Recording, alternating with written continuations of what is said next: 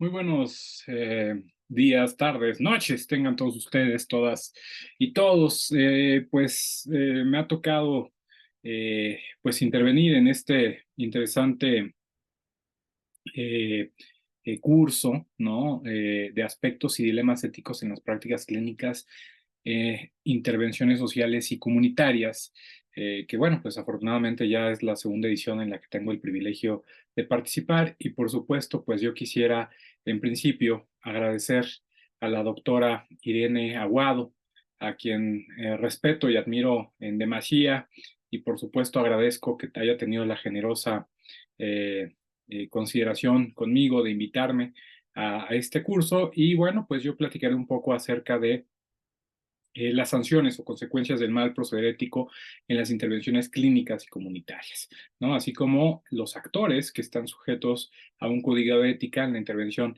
clínica, social y evidentemente comunitaria, ¿no? Entonces, en ese sentido, pues, más que un catálogo bibliográfico que les recomiendo, pues voy a hacer referencia a algunas cuestiones legislativas. Tengo perfectamente conciencia de que no todas ni todos son abogados, abogadas, por supuesto que no es así, sino que son profesionales de la salud y particularmente de la salud mental. Cuestión que compartimos, pues además de yo ser abogado, pues también soy licenciado en psicología. Me voy a permitir compartir una breve presentación que creo que puede ser de utilidad para esquematizar un poquito lo que pretendemos plantear, ¿no? Pues creo que se está compartiendo la pantalla, espero que así sea. Y pues en principio me gustaría hacer una breve semblanza. Bueno, pues no es que me gustaría, pero es que así lo pidieron para la realización de este video. Pero bueno, pues no tengo problema con ello, ¿no? Yo soy profesor de licenciatura y posgrado de la Facultad de Derecho de la UNAM y otras instituciones. Soy licenciado en Derecho, Filosofía, Ciencias de la Comunicación y también soy licenciado en Psicología, como ya les había adelantado. Soy maestro y doctor en Derecho y actualmente soy candidato a doctor en educación. Ya nos falta afinar detalles de la tesis. Y también soy candidato a doctor en estudios sobre el desarrollo en la Universidad Autónoma de Zacatecas. Soy conferencista a nivel nacional e internacional y autor y coordinador de obras jurídicas. En el año 2018 fui acreedor del premio Raúl Cervantes Ahumada, la mejor tesis de maestría con la enseñanza creativa del derecho. Soy autor de varias obras, Bajo la lupa, análisis de casos relevantes en la elección de 2018, hacia una agenda ciudadana para 2024. He coordinado algunas obras también, Los derechos en serie, de Breaking Bad a Black Mirror, El derecho laboral en el cine, Teoría jurídica contemporánea 2, Cuentos sin corbata, Estética jurídica, y además soy coautor del libro interactivo El árbol de la democracia y modelo para la enseñanza del derecho mediante el método de casos en 66 lecciones. Además, he participado en capítulos de libros especializados y revistas académicas, también como autor de voces jurídicas en diccionarios especializados como Diccionario Jurídico, editado por la Facultad de Derecho, y el Diccionario de Vocabulario Judicial, editado por el Instituto de la Judicatura Federal. Mis líneas de investigación son arte, derecho, derechos humanos, filosofía del derecho, prospectiva jurídica, multi, inter y transdisciplinaridad jurídica, didáctica y pedagogía del derecho. Asimismo, algunos de estos textos que les acabo de mencionar pueden ser consultados en la página www.waltermarellano.com, donde su servidor pues sube algunos textos que pudieran ser de interés para la comunidad académica, para las y los alumnos. Y bueno, pues una vez hecha esta breve presentación, lo primero que me gustaría problematizar son las distinciones entre ética, moral, axiología, deontología y juridicidad. Yo creo que eso es una cuestión importantísima que debemos de tomar en cuenta antes de comenzar esta breve charla. Lo primero es que nosotros debemos de tomar en consideración que cuando nosotros hablamos de ética, moral, axiología y deontología, por supuesto juridicidad, tampoco estamos no estamos hablando de ninguna manera de sinónimos. Son palabras categóricamente distintas que se tienden a confundir en el imaginario social, ¿no? En la forma en que la gente, este, pues en la que la gente las usa, los términos que se emplean, pues en ese sentido, pues yo quisiera hacer esas precisiones que seguramente pues ya las conocen, pero, pero es importante hacer la anotación. Lo primero, la ética. La ética, en principio, se puede decir que es una disciplina que tiene como objeto de estudio la moral. También he escuchado algunas definiciones que son por demás interesantes, que nos dicen que la ética es aquella disciplina que trata de responder a la pregunta ¿cómo vivir correctamente y por qué? ¿Cómo vivir correctamente y por qué? ¿No? En ese sentido, pues eso ya nos causa un poco de ruido porque si decimos que es una disciplina de carácter filosófico que tiene como objeto estudiar a la moral y responder a la pregunta cómo vivir correctamente y por qué, naturalmente nos lleva a la siguiente cuestionante. La ética, ¿quién la determina? ¿No? La ética siempre va a ser una determinación esencialmente personal a partir de las deliberaciones de cada sujeto, ¿no? La moral, por otro lado, es, es el objeto de estudio de la ética. ¿Qué quiere decir eso? Que la moral, de alguna manera, son las consideraciones que colectivamente un grupo social ha aceptado como buenas o malas en el devenir del actuar y de la praxis de cada sujeto. ¿Esto qué quiere decir? Que de alguna manera la moral son creencias generalizadas, creencias sociales de ciertos grupos que tratan de imponerle al individuo términos como lo correcto, lo incorrecto, lo bueno, lo malo, etcétera, ¿no? Entonces, la moral, a diferencia de la ética, tiene que ver con creencias eh, eh, globales o grupales que naturalmente no pueden tener el carácter de universal. ¿Esto qué quiere decir? Que no pueden ser aceptadas en un espacio-tiempo indefinido. La moral no está escrita en ningún lado, es algo que se da por implícito en ciertos grupos sociales que tiene que ver con las dinámicas de relación entre los sujetos y por supuesto sí las podemos ver de manera explícita o implícita en medios masivos de comunicación, en la cultura popular y por supuesto en la aceptación o no que tiene la gente con determinadas conductas, ¿no? Eso nos da una incertidumbre muy grande, ¿no? Porque a veces la moral pues es demasiado difusa, no es clara, ¿no? Y es intangible, ¿no? Entonces eso pues nos hace a veces tener ciertas ambigüedades respecto a lo que la moral es, ¿no? A mí me gusta mucho poner el siguiente ejemplo. Cuando le decimos a un niño, eso no se hace, ¿no? Nosotros estamos de alguna manera, pues implícitamente diciendo que hay alguien que dice que eso no se hace. Ese alguien que dice que no se hace es la moral, ¿no? Lo que no acepta el grupo social, ¿no? Cuando le decimos a ese niño, eso no se hace, el niño podría preguntar, ¿y quién dice que no lo hace? Que no se hace, ¿no? Y bueno, pues por ejemplo, pondrían un galimatías a quien le haga esa pregunta, naturalmente, pero quien responde esa pregunta podría decir, pues la moral, el grupo social, o cuando decimos el Señor te está viendo, eso es irrelevante, no nos importa mucho, bueno, que ni tampoco es correcto, eso es importante decirlo y lo tengo perfectamente presente, decirle a un niño, el Señor te está viendo con una figura de autoridad, pero de alguna manera el Señor no es un sujeto del que nos interese su opinión o que sea relevante o que le estemos cargando una autoridad, sino el Señor es los ojos de la moral, ¿no? Todos nos volvemos de alguna manera salvaguardas, perdón, de la moral, ¿no? Entonces, la moral es lo que acepta el grupo social. Entonces, tenemos esa distinción. Lo ético es lo que los individuos hacen, lo que los individuos consideran y que puede contravenir a la moral, ¿no? Una vez algún alumno me preguntó, ¿y cómo se transforma la moral? Porque la moral está en constante cambio, no es la misma moral hoy en día que en 1950, naturalmente. La moral va en constante transformación.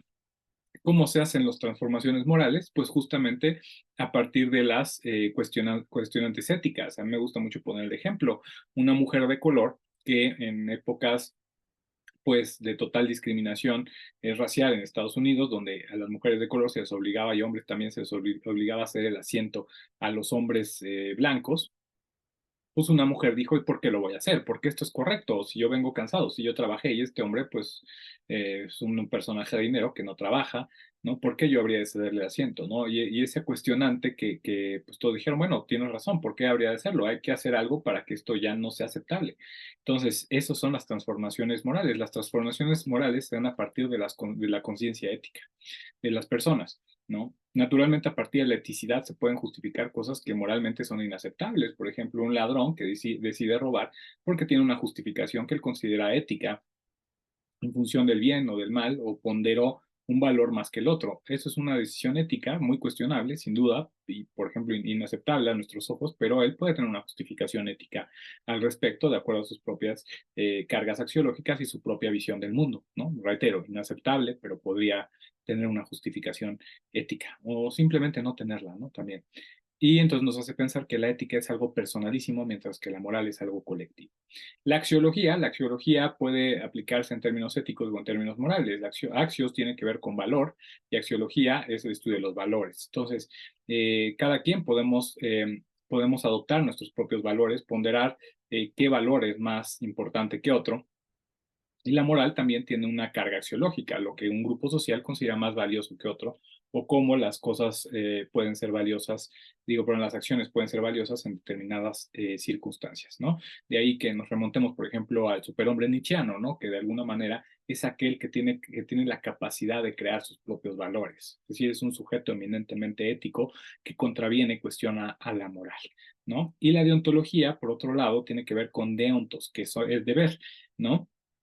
Y deontología es el estudio de los deberes. Entonces, cuando nosotros estudiamos la deontología, es una disciplina de carácter filosófico que trata de estudiar la idea de los deberes. ¿Qué deberes? Los deberes que son impuestos a un oficio o a una profesión, que se encapsulan en los mal llamados códigos de ética. ¿Por qué mal llamados códigos de ética? Porque ya decíamos que a la ética nadie te puede decir qué hacer. O sea, la ética no puede ser yo te impongo, yo decido que hagas, ¿no? Entonces, en ese sentido, podemos estar ciertos que no puede haber un código ético. La ética es personalísima, son las decisiones y determinaciones personales que se hacen a partir de la propia conciencia y, por supuesto, a partir de las limitantes de las circunstancias, pero siempre bajo la libertad del individuo de poder decidir, ¿no? Entonces, lo deontológico son esas expectativas sociales que hay sobre una determinada profesión, donde podemos encontrar cargas morales y cargas axiológicas y que se condensan, reitero, en estos mal llamados códigos de ética, que yo les llamaría códigos deontológicos,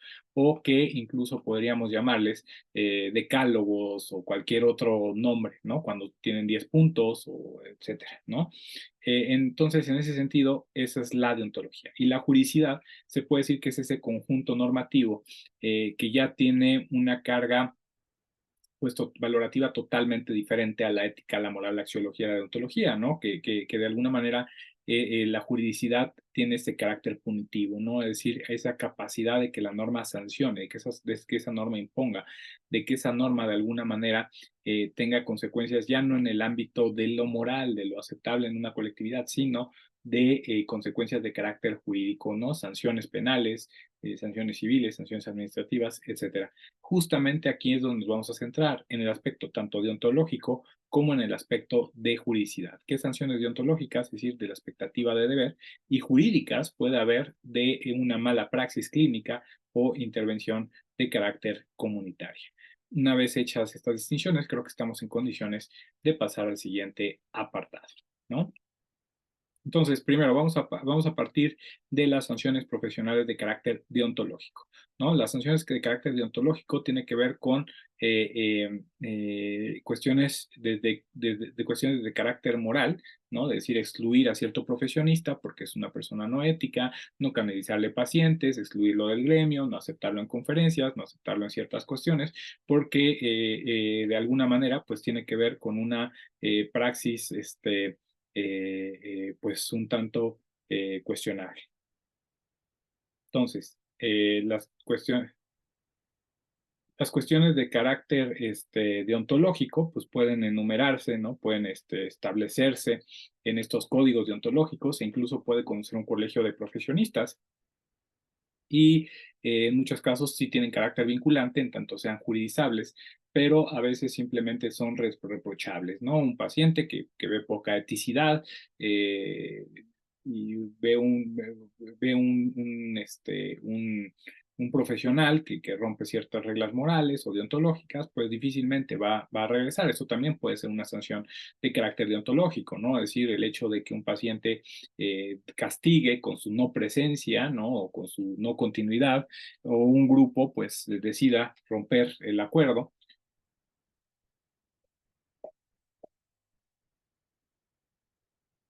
pues tiene que ver con este tipo de sanciones, ¿no?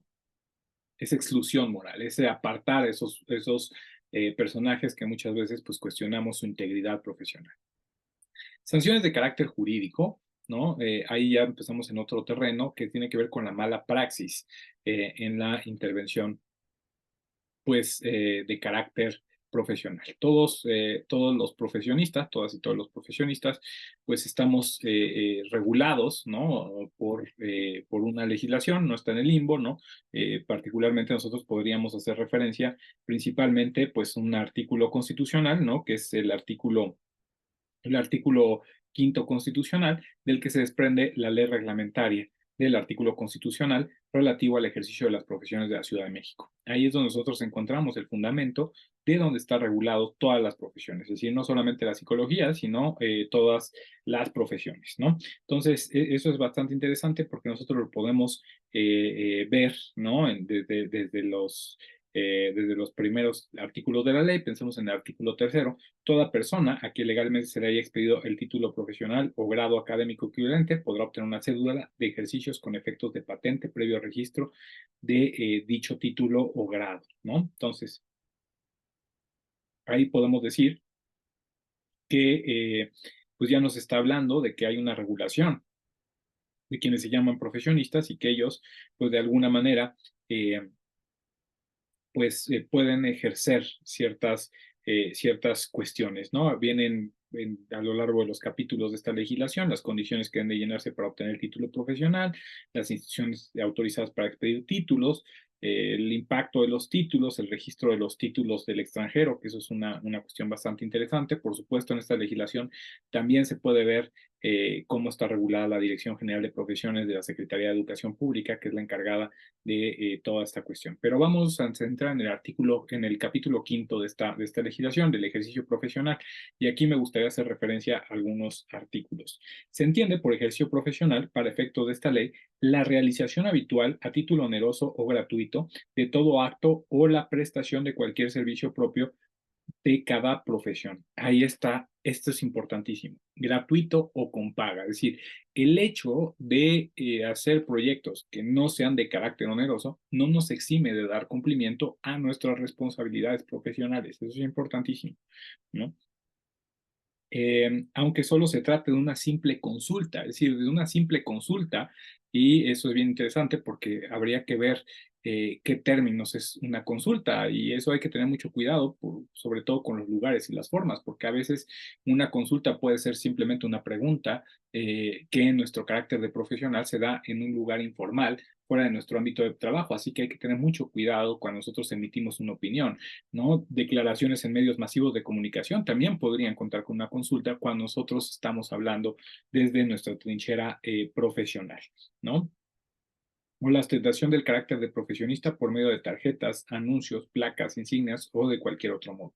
No se reputará ejercicio profesional cualquier acto realizado en los casos graves con propósito de auxilio inmediato, salvo que nosotros estemos en una situación de auxilio inmediato, de urgencia. Ahí no se reputará ejercicio profesional. Tenemos un cierto grado de extendernos o de alguna manera justificarnos de una posible mala praxis ante una posible emergencia, ¿no? Fuera de, naturalmente, nuestro ámbito de trabajo. Eso es importante decirlo, ¿no? Porque alguien diría, bueno, en la sala de urgencias un médico, ¿no? Que está atendiendo, pues puede incurrir en una mala praxis, sí, pero estamos hablando fuera de ese ámbito, ¿no? En casos graves con propósito de auxilio inmediato, es decir, ir caminando en la calle, etcétera. En el caso de los psicólogos, podría ser una atención a alguien con riesgo suicida, quien parece que eminentemente busca suicidarse, podría ser una atención emergente, ¿no? Para ejercer en la Ciudad de México cualquiera de las profesiones que se refieren en los artículos segundo y tercero, se requiere estar en el pleno goce y ejercicio de los derechos civiles, poseer el título legalmente expedido, ¿no? Y registrado y obtener a la Dirección General de Profesiones patente de ejercicio. Entonces, eso es bien interesante. Y aquí nos va a decir el artículo 26, las autoridades judiciales y las que conozcan de asuntos contenciosos administrativos rechazarán la intervención de calidad de patronos o asesores técnicos del o las interesados de persona que no tenga título profesional registrado. El mandato para asunto judicial contencioso administrativo determinado solo podrá ser otorgado a favor de profesionistas con títulos debidamente registrados en términos de esta ley, ¿no? Ahí nos va planteando, ¿no? Ciertas cuestiones que son importantes administrativamente y vean el artículo 28. En materia penal, el acusado solo podrá ser oído en la defensa por sí o por medio de persona de su confianza o por ambos, según su voluntad. Cuando la persona o personas de la confianza del acusado designados como defensores no sean abogados, se le invitará para que designe además un defensor con título. En caso de que no hiciera uso de este derecho, se le nombrará un defensor de oficio, ¿no? También nos habla de las personas que no tienen título profesional, que naturalmente no pueden ser reconocidos como profesionistas, que pueden incurrir en un delito, ¿no? Y esto va a ser bien interesante también porque dice algo que llama mucho la atención. Para trabajos no comprendidos en los aranceles, el profesionista deberá celebrar un contrato con su cliente a fin de estipular los honorarios y las obligaciones mutuas de las partes. Es importantísimo. Siempre estamos obligados como profesionistas a celebrar un contrato, ¿no? Nosotros lo podemos poner a modo de consentimiento informado, ¿no? Cuando nosotros hacemos que el cliente firme el consentimiento informado, ahí de alguna manera establecemos ciertas pautas contractuales, así que puede valer como un contrato el consentimiento o informado, un contrato análogo, ¿no? Esto es bien importante, artículo 33. El profesionista está obligado a poner todos sus conocimientos científicos y recursos técnicos al servicio de su cliente, así como el desempeño del trabajo convenido. En caso de urgencia inaplazable, los servicios que se requieran al profesionista se prestarán en cualquier hora y en sitio que sean requeridos, siempre que este último no exceda de 25 kilómetros de distancia al domicilio del profesionista. Vean ustedes que estamos obligados en caso de emergencias, ¿no? El artículo 34, ¿no? Cuando hubiera inconformidad por parte del cliente respecto al servicio realizado, el asunto se resolverá mediante juicio de peritos, es decir, gente especializada que va a revisar quién tiene la razón, ya en el terreno judicial y en el privado, y si así lo convinieran las partes, los peritos deberán de tomar a consideración para emitir su dictamen las circunstancias siguientes. Si el profesionista procedió correctamente dentro de los principios científicos y técnica aplicable al caso y generalmente aceptados dentro de la profesión de que se trate, si el mismo dispuso de los instrumentos, materiales, recursos de otro orden que debieron emplearse atendidas las circunstancias del caso y el medio en que se presente el servicio.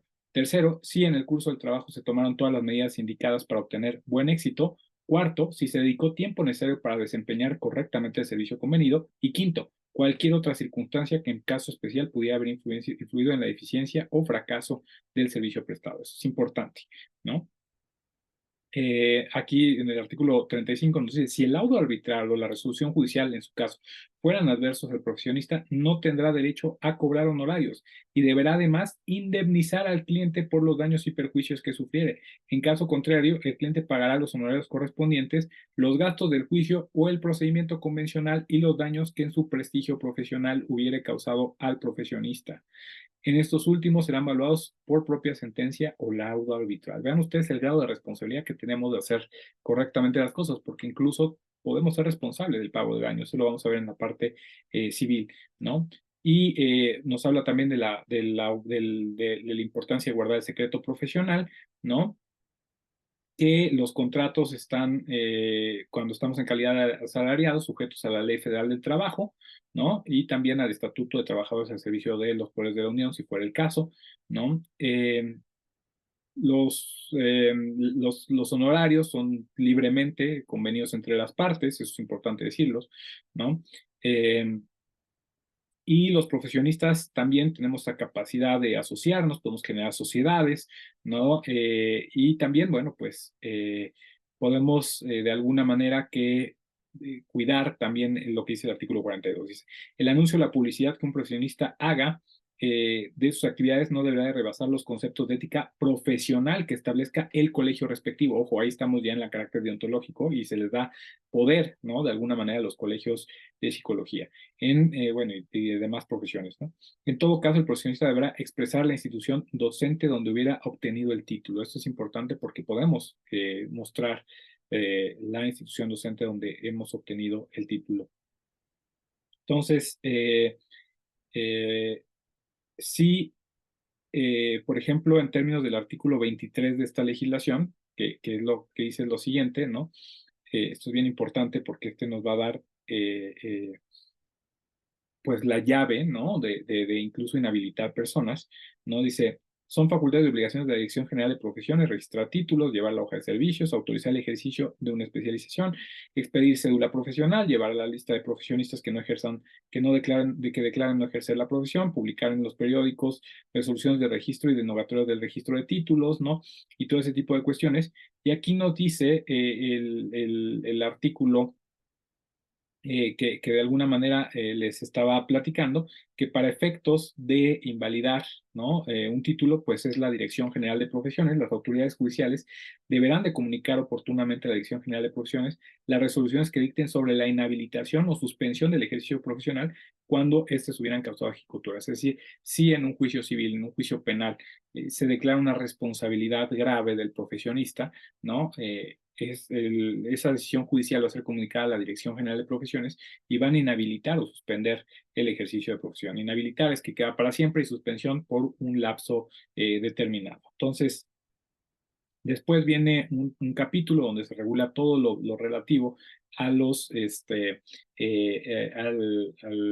servicio, digo, perdón, a los colegios de profesionistas, más adelante el servicio social y de los estudiantes profesionistas. Y aquí me gustaría decir, todos los estudiantes de las profesiones a que se refiere esta ley, así como los profesionistas no mayores a 60 años o impedidos por enfermedad grave, ejerzan o no, deberán de prestar servicio social en términos de esta ley. Estamos obligados a prestar ese servicio social, ¿no? Entonces, eso vale pues mucho la pena mencionar, ¿no? Y podemos estar ciertos que es de gran importancia. Y finalmente, uno de los capítulos más importantes es de los delitos e infracciones de los profesionistas y de las sanciones por incumplimiento a esta legislación, ¿no? Está principalmente vinculado a personas que usurpen su identidad y que de alguna manera pues se ostenten como estudiantes, digo, perdón, como profesionistas sin serlos, ¿no? Entonces, en ese sentido, podemos decir que, que la persona que ejerza que ejerza un título que no tenga, pues va a ser sancionado, ¿no? De manera muy general, pues esas son algunas ideas importantes que debemos de rescatar de la ley general de profesiones, ¿no? Digo, perdón, la ley reglamentaria del artículo 5º constitucional relativo al ejercicio de las profesiones en la Ciudad de México, ¿no? Que vale muchísimo la pena, pues rescatar, ¿no? A fin de tener una visión clara, ¿no? De toda esta cuestión. Y en ese sentido, pues ahora me gustaría ir a una revisión del propio, eh, pues em, del propio código de ética, ¿no? Mal llamado código de ética. Y me gustaría hacer, pues referencia al tema de los dilemas éticos que lleva el nombre este curso, ¿no? Ustedes recordarán, ya está un poco desactualizado este texto, el código de ética, pero cuando se realizó dice que algunos de los dilemas éticos o problemas éticos que han tenido algunos profesionistas, de acuerdo con los estudios hechos por el Colegio de Psicólogos, dice, de los incidentes recibidos y analizados, dos se refieren a preocupaciones éticas relativas al uso de pruebas psicológicas y a la interpretación de sus resultados, ¿no? Eso es importante porque pues, también puede haber dilema ético acerca de cómo interpretamos los resultados. ¿Por qué?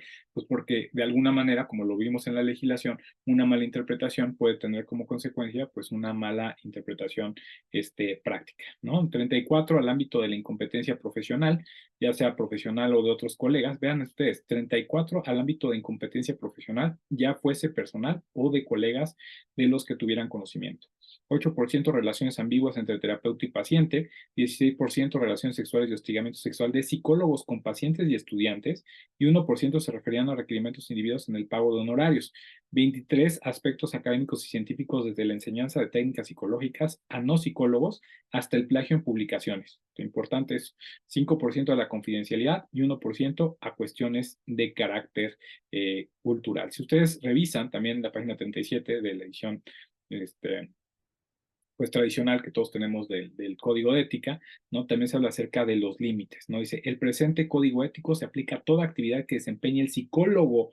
Está padrísimo, porque ahí ya respondemos a la última pregunta. Toda actividad que se desempeñe el psicólogo como parte de sus funciones académicas, científicas y profesionales, se refiere a funciones psicológicas por naturaleza. El psicólogo proporciona servicios de práctica clínica o consejo psicológico, diagnóstico, ahí habría que ver ese consejo psicológico, no me gusta mucho ese término, diagnóstico, investigación, enseñanza, supervisión de personas en adiestramiento, desarrollo y construcción de instrumentos de valoración, conducción de valoraciones, investigaciones, testimonio, peritaje forense, consejo educativo, evaluación de individuos o sistemas, consultoría organizacional, intervención social, educativa, preventiva o terapéutica, administración, consejo, declaraciones en los medios, cualesquiera que estos sean, y todas aquellas actividades propias de la práctica de la psicología, solo en el contexto de una relación o rol profesional, académico o científico definitivo. Esto es bien importante por la cultura de la cancelación. Una cosa es lo profesional y otra cosa es lo personal. Si bien es cierto, moralmente podemos decir que difícilmente una mala persona puede ser un buen profesionista,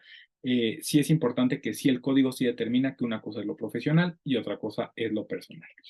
Es la actividad del psicólogo como parte de sus funciones de esta naturaleza psicológica propia de su trabajo, la que fuese sujeta al código de ética. Las actividades personales que no tengan conexión con este efecto de los roles psicológicos no están sujetas a este código ético. Y naturalmente también, podemos distinguir, ¿no? Que de alguna manera los códigos eh, éticos también son aplicables a estudiantes porque están en un rol de futuros profesionistas, ¿no? Y también me gustaría rescatar un poco el tema de las sanciones. Dice, las sanciones pueden incluir desde amonestaciones hasta la suspensión de la licencia para ejercer la psicología. Ojo, los colegios per se no están facultados a suspender la licencia, ahora sí que nuestra cédula, ¿no? Por así decirlo, de nuestra licenciatura, por eso es licencia para ejercer la psicología, pero sí se puede hacer mediante autoridades de carácter jurisdiccionales. El psicólogo que incurra en violación de este código ético de psicólogos se sancionará con reprimendas, censura, expulsión de las organizaciones o de las instancias que lo adopten, divulgación de su nombre a las comunidades de psicólogos, canalización del asunto a otros cuerpos, comités de arbitraje y autoridades que por ley pueden conceder y retirar la cédula profesional. Son las autoridades jurisdiccionales, no los colegios. Las quejas que busquen soluciones tales como reparación de daños monetarios cuando se aduzcan violaciones éticas de un psicólogo deben recurrir a negociaciones privadas, cuerpos administrativos o a los juzgados. El colegio no es una autoridad para eso. Las acciones que violen el código ético pueden conducir a la imposición de sanciones a un psicólogo por parte de un comité de ética de psicología y de otros cuerpos, incluyendo autoridades judiciales correspondientes, asociaciones psicológicas estatales, estos grupos profesionales, comisiones de arbitraje, la Dirección General de Profesiones de la Secretaría de Educación Pública y otros organismos estatales y federales. ¿Cuáles son los principios que rigen el comportamiento de los psicólogos? Respeto a la dignidad humana y, por supuesto, a los derechos humanos. Cuidado responsable del profesional y de la otredad. Es importante porque el cuidado no solamente es a terceros, sino a la parte, ¿no? Integridad en las relaciones, es decir, no buscar beneficiarse legítimamente de otros, ¿no? Responsabilidad no solamente hacia las personas en lo particular, sino hacia la sociedad e incluso hacia la propia humanidad, ¿no? Son los principios que van a regir nuestra disposición de carácter ética. Entonces, bajo esa tesitura podemos decir que tenemos diferentes sanciones civiles, ¿no? Que podrían ser resultado de reparación de daños y que tendrían que cubrirse monetariamente, por ejemplo, un daño moral derivado de una mala praxis, penales que se incurre en un delito derivado del mal ejercicio de la profesión, administrativas, por ejemplo, un psicólogo que pues, también podría ser penal y administrativo que pues no cuidó datos personales, que no tenga un aviso de privacidad, puede incurrir en sanciones de carácter administrativa, que generalmente son monetarios y por supuesto de carácter laboral, ¿no? En la Ley Federal del Trabajo sí estamos bajo una relación contractual de patrón del que el patrón es el Estado o un particular, pues también podemos incurrir en pues, sanciones de carácter laboral, ¿no? Entonces, ¿quién puede, de alguna manera, estar sujeto a un código de ética? Pues ya lo dice el propio código de ética, todo aquel que tenga un rol de psicólogo, eso puede ser funcionarios públicos, académicas, investigadores, estudiantes de posgrado, psicólogos clínicos, psicólogos comunitarios, es decir, todo aquel que sostente como psicólogo y en el ejercicio de su práctica haga cosas, por así decirlo, haga cosas de psicólogo, desde ese momento está sujeto a un código de ética y es posible responsable de una sanción en caso de una mala praxis. Así es sencillo, ¿no? Entonces, pues lo vimos hace unos momentos. Bueno, pues antes de dar mis datos, quisiera dar unas conclusiones. La primera conclusión, y perdónenme el tiempo, me establecí un tiempo limitante para que esto fuera muy sintético, una introducción a las sanciones, para que se sepa incluso dónde recurrir, cómo recurrir, cuáles son los alcances, etcétera, cuáles son las legislaciones o la normatividad vigente en ese aspecto. Entonces, permítanme dar unas conclusiones. Primera conclusión. Podemos concluir de alguna manera que no es lo mismo hablar de ética, moral, axiología, deontología y juridicidad. Segunda conclusión, toda profesión está regulada, ¿no?, por la ley reglamentaria del, eh, por la ley reglamentaria del artículo quinto constitucional, que es el fundamento máximo, ¿no?, el artículo 5 de la Constitución, y también, pues, podemos decir que es una perspectiva deontológica, también hay un código de ética que puede ayudar a juridizar, perdón, ciertas conductas que pueden considerarse como poco éticas, ¿no? Bueno, entonces, teniendo precaución con la palabra ética. Cuarta conclusión, ¿no? Podemos afirmar de alguna manera que la propia legislación en materia de profesiones establece pues qué es un profesionista, cuándo se incurren ciertas sanciones, qué hacer en caso de que se incurran ciertas sanciones, quiénes son los responsables de determinar, cuál es el rol de la Dirección General de Profesiones, etcétera. Y por supuesto, por otro lado, el Código Deontológico que establece los principios acerca de los cuales se va a regir nuestra propia profesión. Y quinta conclusión, quiénes son todos los responsables o sobre quiénes está sujeto un código de ética, pues veíamos que todo aquel que se ostente y ejerza como psicólogo es susceptible a incurrir en una responsabilidad, ya sea penal, civil, laboral, administrativa, en caso de una mala praxis. Finalmente, me gustaría compartirles mis datos. Yo soy Reitero Walter M. Arellano, me inscripción en la Facultad de Derecho del UNAM, soy profesor titular tiempo completo A, y mi correo es waltermarellano@derecho.unam.mx, y también estoy a sus órdenes en mi página www.waltermarellano.com. Reitero mucho mi agradecimiento por la invitación y por supuesto quedo atento a sus generosos comentarios y por supuesto sus amables cuestionantes. Que tengan un magnífico día, tarde, noche. Hasta la próxima.